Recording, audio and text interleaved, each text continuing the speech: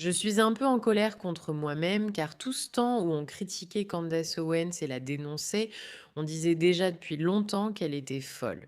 C'était cool, intéressant et évident pour la plupart des gens, mais on a tellement été concentré sur toutes les choses folles qu'elle dit jour après jour que personne parmi nous n'a fait genre une enquête sur elle. Je veux dire, l'histoire de Candace Owens est tellement instable, c'est tellement fou que cette femme ait encore de la légitimité. Tout chez elle, du fait qu'elle dirigeait un site de divulgation de données personnelles, alors qu'elle se disait défenseur de la liberté d'expression pour la droite conservatrice, a oscillé de la gauche à la droite. Mais surtout, ce que je trouve incroyablement étrange chez elle, en dehors de son incroyable capacité à manipuler. Et en particulier l'histoire de Joe Kent en ce moment, c'est fou et on va y revenir dans un instant. C'est son histoire de mariage étrange. Écoute, c'est une Américaine, d'accord, même si elle n'est pas vraiment pour l'Amérique. Elle rencontre ce Britannique et en 16 jours, elle se fiance avec lui. Ce n'est pas un peu bizarre. Ce n'est pas une histoire un peu étrange. Elle ne vient pas d'un endroit où c'est culturellement normal et l'homme qu'elle épouse ne vient pas non plus d'un endroit où c'est culturellement normal. Et maintenant, on entend dire qu'apparemment, pour ceux qui le connaissent, il est gay et peut-être que Candace l'est aussi. Et les gars. Écoutez, je ne suis pas du genre à colporter des théories du complot, mais certaines choses que j'ai vues sont un peu bizarres et un peu étranges. Je ne comprends pas pourquoi on n'a jamais exploré la piste de Candace. Je veux dire, ça me semble être une émission évidente, évidente pour Daily Wire, la mariée de peu importe le nom de son mari. Mais d'abord, parlons des choses étranges qui se passent avec Joe Kent. Et pourquoi elle a de nouveau été propulsée sous les projecteurs en tant que psychopathe et à quel point cette histoire est vraiment folle. Bienvenue dans Pushback, je suis Meraka. Regardons cette vidéo un instant. Candace vient de révéler au monde entier que le directeur de la lutte antiterroriste a commencé à communiquer avec elle après que Charlie Kirk a été assassiné alors qu'il travaillait dans l'antiterrorisme. Et elle était podcasteuse et parlait de cela. Ensuite, elle possède des messages textes qu'Andrew dit avoir remis à Joe Kent. Je ne connaissais pas Joe Kent et je n'avais jamais communiqué avec lui avant ce moment. Quand les menteurs mentent, ils font ça. Elle le fait toujours, c'est intéressant. On devrait faire une vidéo sur toutes les fois où Candace dit quelque chose et fait ce geste. Regarde juste ses yeux un instant. Et puis, elle a des messages textes qu'Andrew dit avoir donnés à Joe. Pourquoi tu fais une pause? N'avais jamais eu la moindre communication avec Joe Kent. Vous voyez ça? Vous avez vu ça. Regardez encore une fois, Pourquoi ce n'est pas à ce sujet? Et elle a des messages qu'Andrew dit avoir remis à Joe Kent. bien sûr. Maintenant, pas du tout. Je n'avais jamais eu la moindre communication avec Joe Kent jusqu'alors. Je suis Candace Owens, je suis Candace vous. D'ailleurs, les gens qui mentent se frottent aussi le nez. Beaucoup de gens disent mais Smera, tu te frottes le nez. Mais c'est parce que j'ai un problème avec mon nez, je n'ai pas de cartilage. Je pense que c'est vraiment un fait amusant et pas cher à propos de moi, mais c'est littéralement Candace. Tu veux l'imiter. Charlie Kirk a été assassiné. C'est la vérité. Je le jure devant Dieu.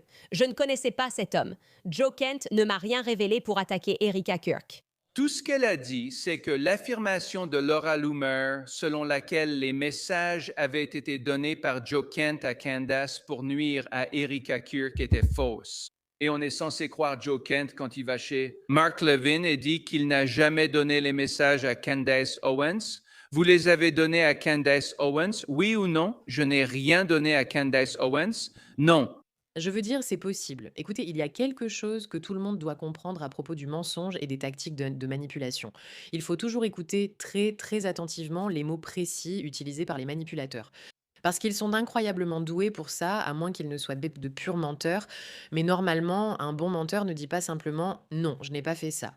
Ils choisissent en fait soigneusement chaque mot. Donc, dans ce cas, Candace Owens ne dit pas non. Je n'ai pas eu l'information de Joe Kent. Elle dit je n'ai pas eu l'information de Joe Kent. Dans le but de détruire Erika Cook, ce qui signifie qu'il y avait une autre intention derrière, et Joe Kent dit non, je n'ai pas transmis ces messages. Cependant, il est tout à fait possible qu'il ait demandé à un assistant de les envoyer, n'est-ce pas, parce qu'il ne les aurait pas envoyés lui-même, ou qu'il ait demandé à un ami de les envoyer, donc c'est lui qui les a envoyés, c'est lui qui y avait accès, mais quelqu'un d'autre l'a fait. Ils peuvent donc demander est-ce que je le sais? Suis-je certaine? Non, mais c'est simplement une tactique de manipulation très classique qui est souvent utilisée. Prendre les mots que quelqu'un utilise à leur sujet et les faire paraître comme s'ils disaient une chose, alors qu'en réalité, leurs paroles disent non, fait tout autre chose. Et c'est quelque chose que Candace fait tout le temps. Mais nous ne sommes pas là seulement pour parler de Joe Kent, nous sommes ici pour parler de cette vidéo étrange de Candace. Pourquoi ça ne se lance pas? Et oui, peut-être que Candace a un peu grossi pendant le confinement, mais au moins je suis. Pourquoi ça ne marche pas aujourd'hui? Pourquoi aucune de mes vidéos ne fonctionne? Les gars sont toujours mignons. Car je suis comme ça, c'est bien. Aïe, regarde la fille qui l'embrasse. Regarde comme cette vidéo est bizarre.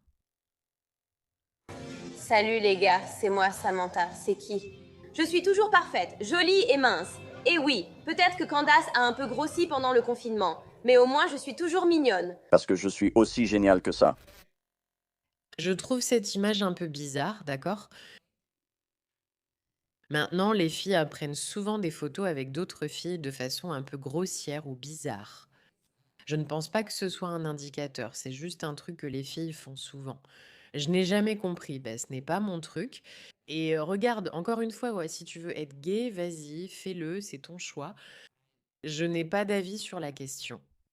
Mais si tu es une personnalité politique et que tu rends ta vie publique mettant sans cesse ton mariage en avant, et tu le caches, c'est important et peut révéler qu'il y a peut-être un problème avec la personne que tu es aujourd'hui. Revenons à la politique. Écoutons, as-tu eu cette idée intéressante de note vocale pour obtenir... Un renvoi avec déshonneur. Tu sais, non, Candace Owens et moi, je vais être très franc à ce sujet et c'est la première fois que j'en parle réellement. Donc, cela va probablement être enregistré et publié dans un article du Daily Beast demain. Mais j'étais avec Charlie Kirk quand Candace Owens et moi, tu sais, j'ai rencontré Candace Owens à l'hôtel Trump International.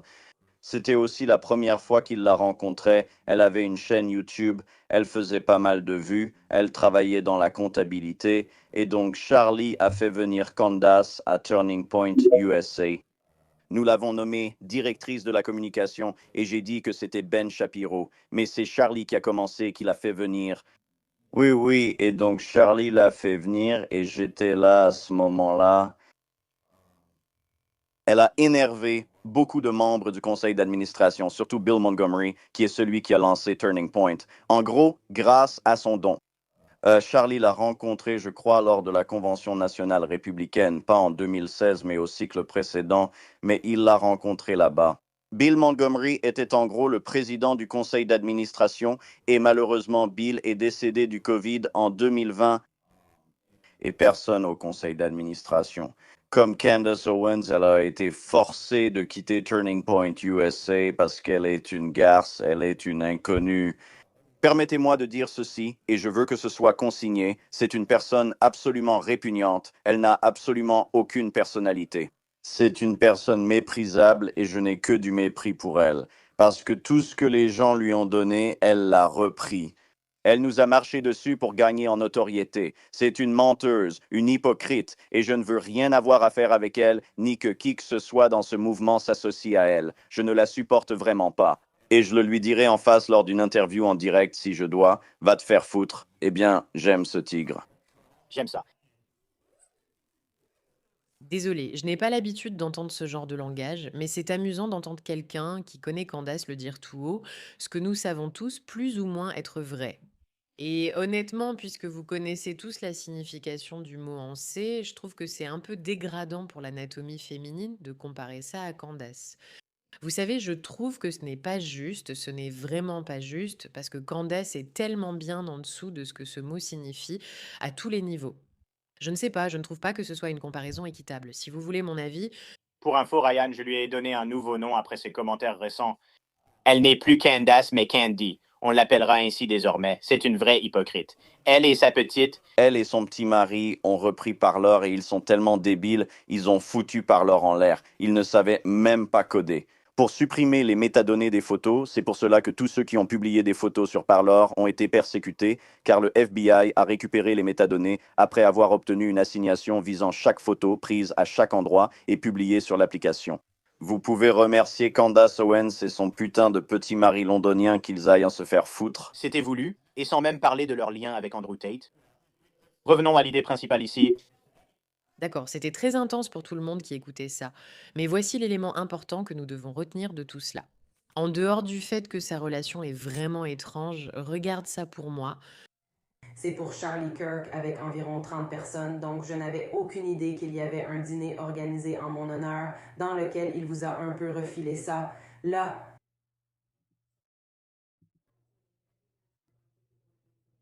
je sors de la maison de Russell Brennan et j'étais là à la fac quand je suis arrivée avec quelques heures de retard, parce que j'aime être ponctuelle et je me suis assise à côté de toi. Il ne m'a pratiquement rien dit, c'est exact. J'ai fait ce que je fais depuis 6 ans. Tout va bien. On ne veut pas que son mari dise qu'il ne peut pas parler parce qu'on parle trop, c'est embarrassant. Voici ce que nous avons commencé à préparer. Et encore une fois, est-ce que je vais réussir à sortir une série exposant à quel point Candace Owens est psychopathe? Non, j'espère vraiment que le Daily Wire le fera aussi. Mais voici ce que nous devons voir en premier lieu. Ceux qui la connaissaient, comme Ryan, la détestaient. Le conseil d'administration de Turning Point USA ne s'intéressait pas à elle. Elle a épousé ce gars dans une histoire étrange. Certaines vidéos la montrent étrange sexuellement et plusieurs témoignages disent donc que son mari l'est aussi. Elle ment, elle utilise des tactiques de manipulation, elle agit en off et n'a ni peur ni honte d'utiliser des méthodes vraiment sales pour obtenir ce qu'elle veut publiquement. Et dans l'ensemble, je trouve que nous avons une histoire intéressante. Saviez-vous qu'elle dirigeait par là et qu'elle était impliquée là-dedans et qu'il y a eu des assignations à comparaître du FBI? Je n'avais jamais entendu parler de tout ça et je pense que ce sont des choses à garder en tête. Quand vous voyez Candace Owens dans le podcast, il y a quelqu'un derrière, avec beaucoup de contexte louche autour d'elle. Et pour moi, ça donne juste l'impression qu'on en sait assez, qu'il y a assez d'éléments pour comprendre qu'il y a tellement d'informations étranges à son sujet, hein, rien ne se relie, rien n'a de sens. Et si elle faisait une série sur elle, je pense qu'elle la détruirait complètement. Parce que tout est si souvent bizarre. Encore une fois, est-ce que j'ai des preuves? Est-ce que j'ai des éléments concrets? Est-ce que je sais tout ce qui s'est passé? Non, je ne sais pas. Mais à ce stade, il y a tellement de choses étranges qui se passent que je me demande pourquoi tout le monde ne le voit pas. J'espère qu'à ce stade, beaucoup de gens le voient quand même. Ce n'est que la première partie des choses étranges que nous connaissons sur Candace. Dites-nous si vous voulez une deuxième partie. Merci pour votre attention, c'était Matt. Et souvenez-vous, aujourd'hui va être une excellente journée.